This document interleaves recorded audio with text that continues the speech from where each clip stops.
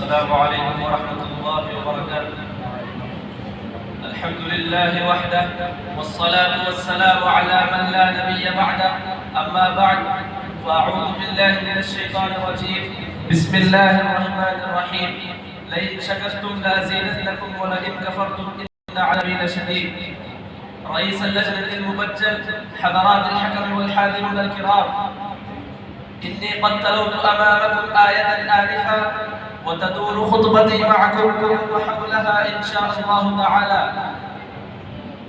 هذا مما تقرر عند الناس كلهم أن الله سبحانه وتعالى خلق الإنسان وهداه النجدين، وجعل لقضاء حياته في هذه الدنيا سبيلين، أحدهما سبيل الشكر والثاني سبيل الكفر. فإن اختار سبيل الشكر كان محبوبا عند الله ومبغوضا عند الناس، وإن اتخذ سبيل الكفران فقد يهوي إلى قعر المذلة من قمة المجد العالية ويصبح ذليلا مهينا، كما يقول عز وجل: إنا هديناه السبيل إما شاكرا وإما كفورا إنا أعتدنا للكافرين سلاسل وأغلالا وسعيرا إن الأبرار يشربون من كأس كان مزاجها كافورا.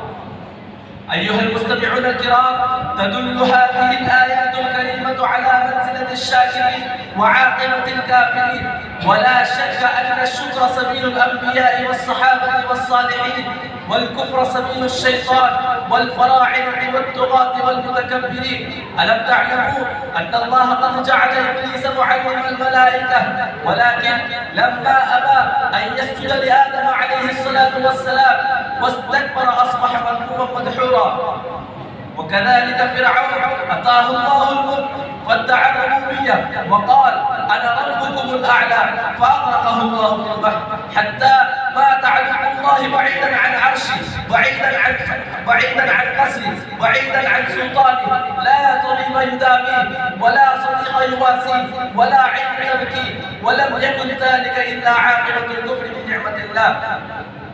هكذا أهلك الله نمرود وقارون وهامان وقوم سبأ وقوم عاد وثمود، وطمس على آثارهم من وجه الأرض ليكونوا لمن خلفهم آية وعبرة لأولي الألباب، ولكن كثيرا من الناس عن آياته لغافلون.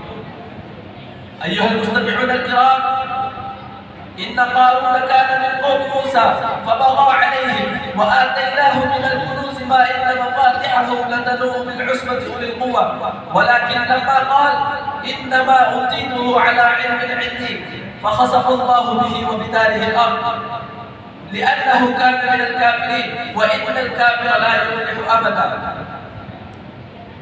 أيها المستمعون الكرام، اسمعوا.